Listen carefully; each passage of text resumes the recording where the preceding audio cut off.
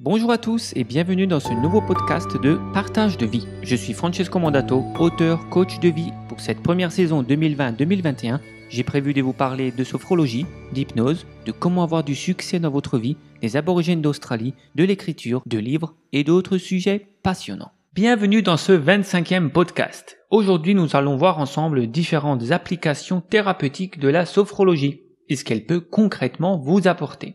Alors tout d'abord, ce n'est peut-être pas un secret pour vous, mais elle va vous apporter de la relaxation profonde.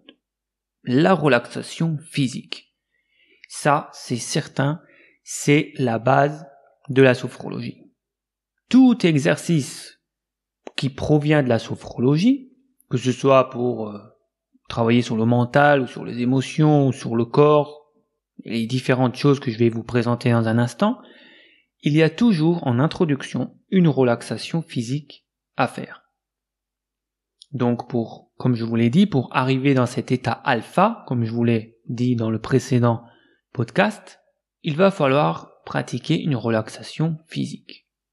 Donc c'est la première chose que vous apporte la sophrologie, c'est une relaxation physique.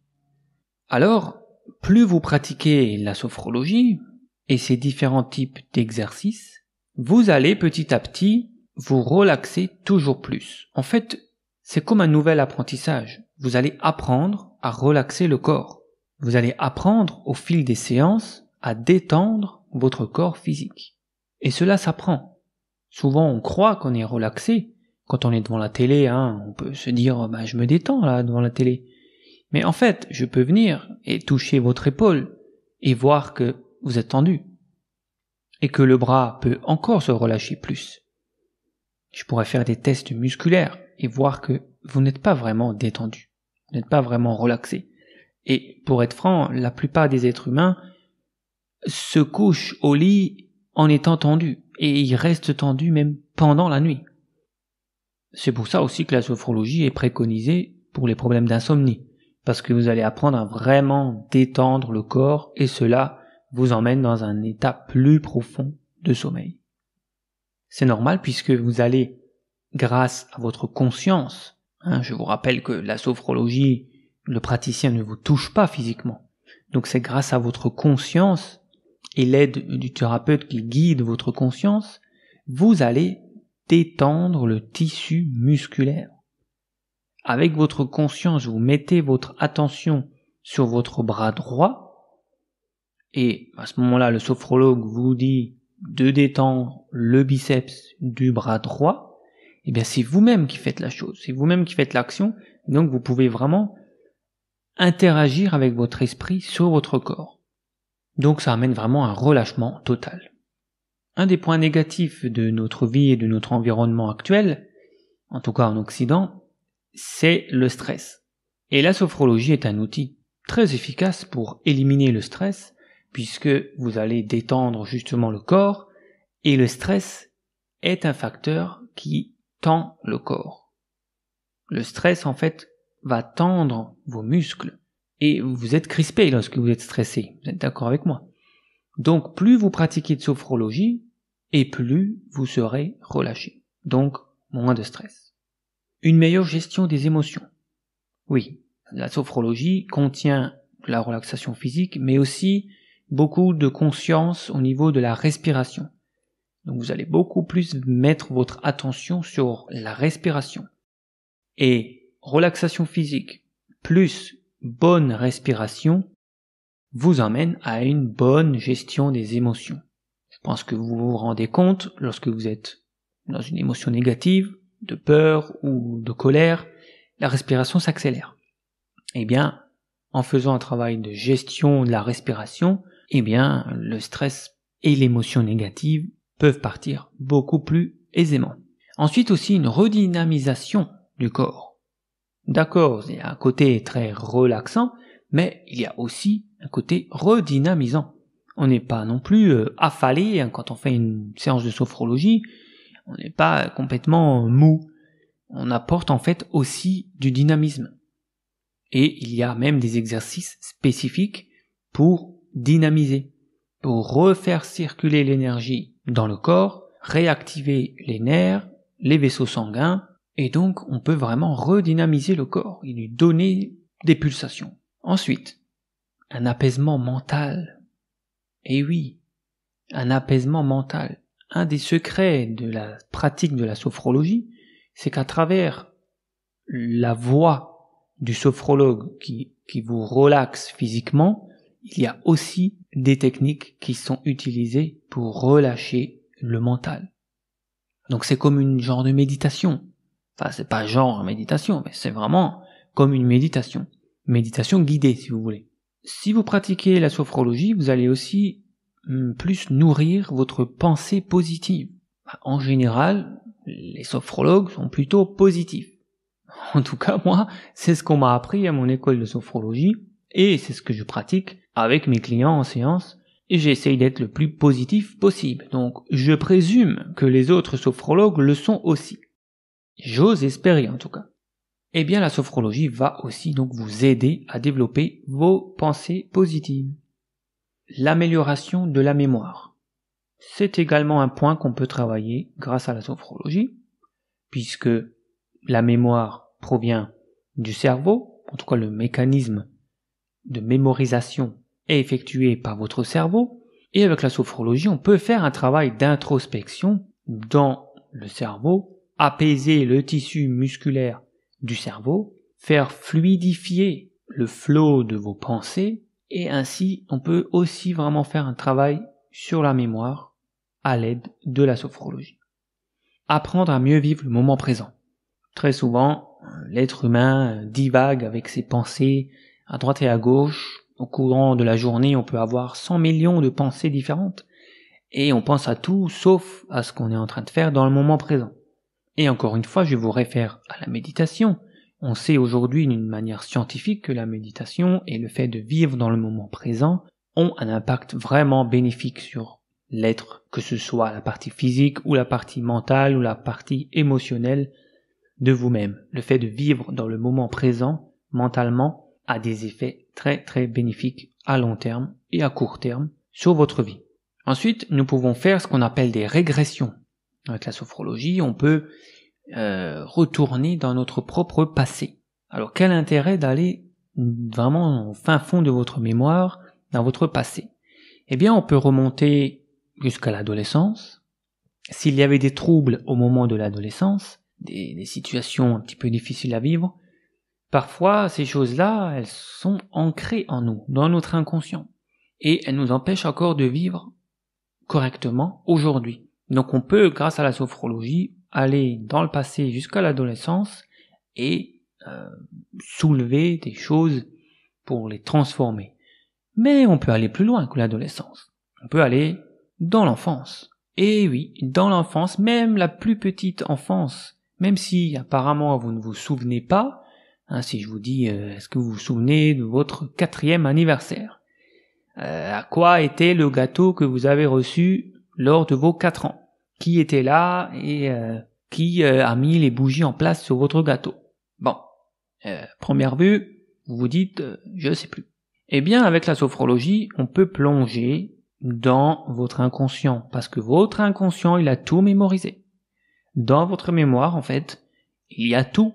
Donc, pour rebondir encore sur la mémoire, j'en ai parlé avant, en fait, c'est pas que vous oubliez des choses ou que vous ne vous souvenez pas. Tout est là, tout est dans votre inconscient, c'est juste les circuits neuronaux qui vous connectent à ce passé, qui ne marche peut-être pas très bien lorsque vous avez des problèmes de mémoire. Et plus on va loin dans l'enfance, et plus les circuits neuronaux sont faibles et très peu utilisés. Mais avec la sophrologie, on peut réactiver ça, comme des vieux branchements électriques qu'on rebranche, et on peut donc se rappeler de choses qu'on avait complètement, entre guillemets, oubliées. En tout cas, oubliées de notre conscience. Et on peut aller encore plus loin, oui, on peut aller plus loin que l'enfance, on peut aller dans la vie intra-utérine. Les 9 mois que vous avez vécu dans le ventre de votre mère peuvent être significatifs pour tout votre avenir. En fait, sans aller dans les détails, mais j'ai un programme spécifique pour ça, si vous voulez vraiment appliquer ça. Sans aller dans les détails, en fait, lorsque vous êtes un embryon, vous êtes complètement connecté biologiquement à votre mère. C'est-à-dire que toutes les émotions que votre mère reçoit pendant les 9 mois où vous étiez là, elles sont transmises dans ce qui va devenir vous. Dans vos gènes, dans votre ADN, dans votre corps, ou futur corps si vous n'êtes encore qu'un spermatozoïde, mais c'est là, c'est transmis, et ces émotions ne vous appartiennent pas. Enfin, elles ne vous appartenaient pas à la base, mais elles ont été incorporées en vous. Ce qui peut, parfois, pour les émotions négatives, elles peuvent ressurgir lorsque vous êtes adulte, sans raison. Parfois, vous pouvez, excusez-moi le terme, péter un câble, sans savoir pourquoi. Vous savez pas d'où ça sort. Ça arrive à tout le monde. Parfois, on s'énerve, on se rend compte, mais c'était rien, en fait. Pourquoi je suis parti dans cet état émotionnel? Eh bien, parfois, il y a des choses enfouies dans notre inconscient, dans notre ADN, qui vient de cette vie intra-utérine, qui sont des émotions ou même des pensées qui ont été émises par votre mère et qui peuvent être réactivées dans votre vie de tous les jours selon les situations. Vous ne vous en rendez pas compte parce que c'est inconscient, mais c'est là. Ça peut se réactiver comme ça en une fraction de seconde et vous savez pas pourquoi vous avez une émotion totalement démesurée. Bien, alors on va dire, et qu'en est-il du père alors? Eh bien, le père, alors, en étant dans l'hypothèse que pendant les 9 mois, votre père était présent auprès de votre mère, en partant de cette hypothèse, votre père a des émotions, a des pensées. Et ces émotions et ces pensées sont transmises à votre mère. Et votre mère, comme je vous l'ai expliqué, est connectée à vous, donc vous recevez tout. Donc vous recevez aussi, d'une manière indirecte, les émotions de votre père. Et oui, parfois, ce que nous endurons pendant la vie intra-utérine nous poursuit jusqu'à la fin de nos jours. Donc, il est assez important de se libérer de ces premières émotions que nous avons eues alors que c'était pas du tout les nôtres. Donc pour ça, j'ai un programme complet en MP3 avec des exercices de sophrologie vraiment spécifiques pour ce domaine-là. Bien sûr, tous ces retours dans le passé, tous ces retours en arrière, tous ces régressions, il faut le voir d'un bon œil, il faut le voir du côté positif. On va pas aller dans ce passé noir, négatif de votre enfance pour remuer le couteau dans la plaie ou pour pleurer encore éternellement. Non, le but d'un sophrologue, c'est de transformer ces choses-là, les libérer pour vous transformer en quelque chose de positif.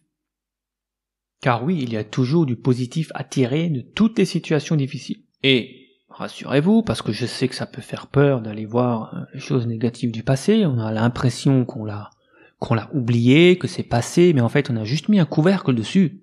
Mais c'est comme une casserole qui est en train de bouillir. On met un couvercle dessus, ça n'éclabousse plus, mais c'est toujours en train de bouillir en dessous. Et parfois ça peut éclater et faire de gros dégâts dans votre vie. Donc il vaut mieux une bonne fois pour toutes y plonger pendant juste une séance. C'est une séance, et une séance ça dure 1 heure. Et vous pleurez tout ce qu'il faut pleurer, s'il faut, et ensuite c'est libéré. C'est complètement libéré. Vous vous sentez comme si vous avez perdu 10 kilos. Vous êtes 10 kilos plus léger. Parce qu'il y avait cette masse énergétique invisible et vous croyez que c'était oublié, mais en fait, c'est toujours dans votre inconscient et dans vos cellules. Mais grâce à la sophrologie, ça permet vraiment de vous en libérer une bonne fois pour toutes. Et après, c'est fini. À la fin de l'heure, ça ne revient plus jamais. Ça ne s'accroche plus. C'est fini. C'est comme si vous êtes une nouvelle personne nettoyée, comme si vous avez pris une douche et que vous êtes totalement propre intérieurement. Nous pouvons aussi aller dans le passé pour des choses positives, c'est-à-dire pour remonter peut-être des qualités que vous aviez dans votre passé et que vous avez enfuies.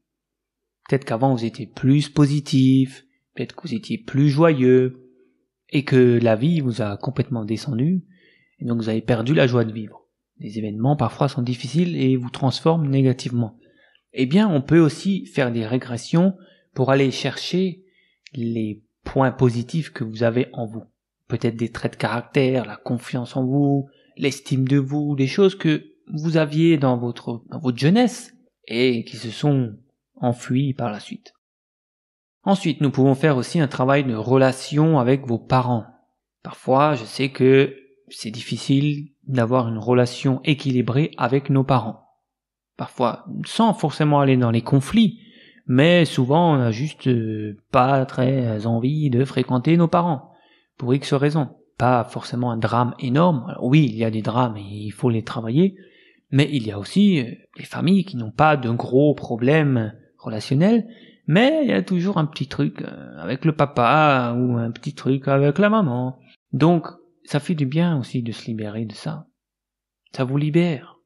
Et très souvent, ce qu'on voit dans notre enfance de nos parents, soit on a envie de faire pareil, et donc on reproduit le même schéma que nos parents, soit on n'a pas du tout envie de faire pareil, et on va faire totalement l'inverse. C'est ce qu'on appelle, nous, en sophrologie, les scénarios parentaux ou les contre-scénarios parentaux. Dans tous les cas, ce n'est pas vous. Si vous faites un scénario, ce n'est pas vous, parce que vous répétez ce que vos parents ont fait. Si vous faites un contre-scénario parce que vous n'avez absolument pas aimé ce que vos parents ont fait, ce n'est pas vous non plus. Vous faites un contre-scénario parce que vous ne voulez pas le scénario de vos parents. Donc vous êtes volontairement en train d'aller à l'opposé. Mais peut-être que vous-même, votre essence intérieure, elle veut un équilibre quelque part au milieu, à mi-chemin entre le scénario et le contre-scénario. Donc vous n'êtes pas vous-même. Et souvent, il y a ce que vous appelez la crise de la quarantaine.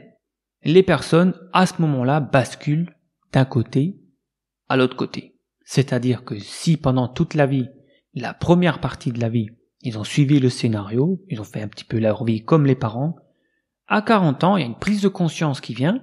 Quand je dis 40 ans, la crise de la quarantaine, c'est à peu près, ça peut venir à 37 comme à 47. Mais ce que je veux dire, c'est que si on suit le scénario pendant la première partie de sa vie, dans la quarantaine, on bascule et on fait le contre-scénario. Et l'inverse, ça existe aussi. Des personnes qui, étant jeunes, voient leurs parents dans une catastrophe, donc ils font un contre-scénario, direct. Et à l'âge de 40 ans, ils vont faire le scénario. Ils vont revenir dans le schéma, au final, de leurs parents. Mais encore une fois, dans les deux cas, que ce soit avant la crise de la quarantaine ou après, c'est toujours pas vous-même. Donc il faut aller plonger dans le passé. Et il faut se libérer de ces choses-là. Faut pas en avoir peur. Sinon, vous ne serez jamais vous-même. Vous allez arriver à la fin de votre vie, et ça avance vite la vie. Vous allez arriver à la fin de votre vie, vous n'aurez pas été vous-même. Jamais. Parce que vous avez eu peur d'aller farfouiller dans les tréfonds de votre inconscient. Mais croyez-moi, c'est pas si glauque que ça. Et ça s'enlève très vite. Je vous le dis, en une séance, vous enlevez un scénario, ou un contre-scénario.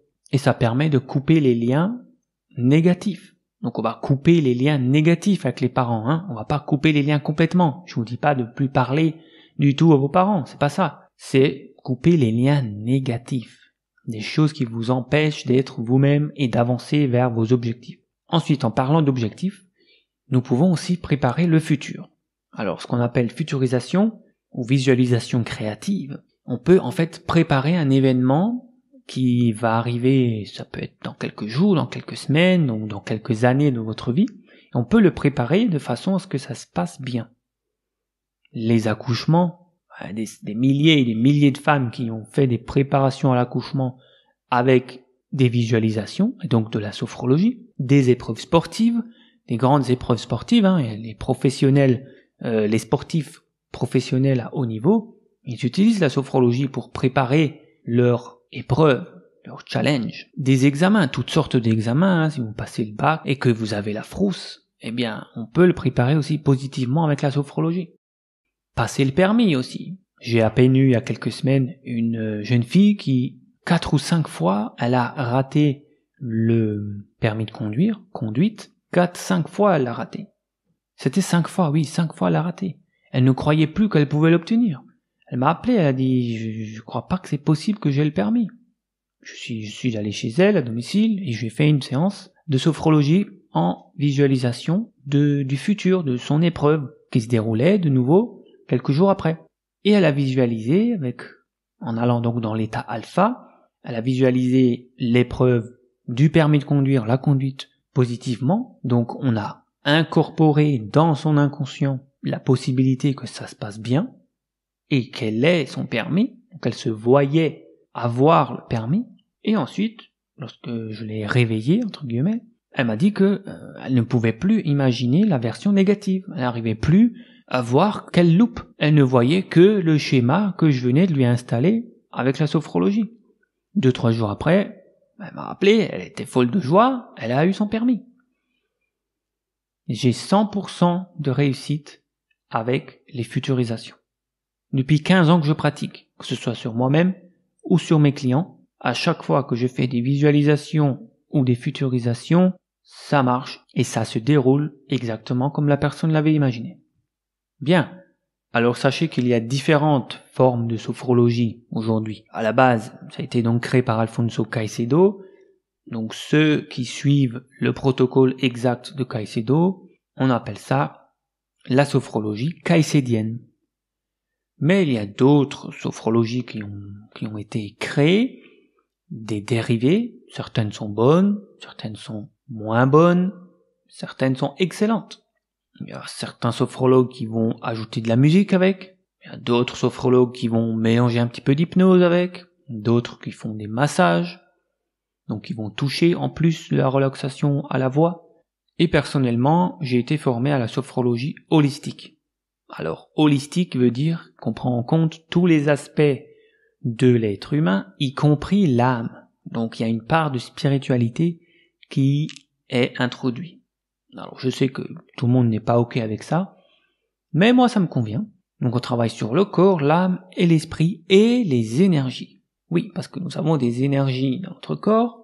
En sophrologie caïcédienne, je crois pas qu'on en parle vraiment, mais les Asiatiques et plus particulièrement les Chinois connaissent les méridiens énergétiques depuis 5000 ans. Maintenant, la science, elle commence enfin à l'admettre, la science contemporaine. Il y a des chakras, etc., des points d'acupuncture. Maintenant, on le sait, on commence un petit peu à l'accepter en Occident, et c'est très bien. Donc, avec la sophrologie holistique que moi je pratique, nous allons aussi plonger dans le monde énergétique que vous avez, dans votre monde énergétique. C'est-à-dire qu'on peut aller voir vos chakras, enfin vous pouvez aller voir vous-même vos chakras en état alpha et faire tout un tas de travail énergétique et de visualisation pour harmoniser vos chakras. Comme je vous l'ai dit au début de ce podcast, vous pouvez relaxer le bras droit, le biceps, avec votre conscience. Eh bien, vous pouvez aussi, avec votre conscience, aller à la rencontre d'un de vos chakras et l'harmoniser. J'espère que ce nouvel épisode vous a plu. Vous avez la possibilité de faire un don pour ce podcast d'1 euro, 2 euros, 3 euros, 5 euros ou ce que vous voulez, en cliquant sur le lien qui se trouve ci-dessous. Si vous avez des questions, n'hésitez pas à laisser un commentaire. Je vous donne rendez-vous pour le prochain podcast, numéro 26, dans lequel nous allons pratiquer concrètement la sophrologie en direct avec moi. Prévoyez donc une tenue confortable, un endroit confortable et faites en sorte de ne pas être dérangé durant le prochain podcast. Sachez que si vous voulez faire de la sophrologie d'une manière approfondie pour traiter un problème spécifique, vous pouvez me contacter pour une séance à distance par visio ou bien télécharger des séances en MP3 sur mon site francesco-mandato.com. C'était Francesco Mandato pour le podcast hebdomadaire Partage de vie. Pour me contacter, vous pouvez le faire par les réseaux sociaux, Facebook, Instagram, YouTube ou par email à francesco.mandato@yahoo.fr. Aidez-moi à faire connaître ce contenu gratuit en vous abonnant, en laissant un commentaire et en partageant auprès de vos amis.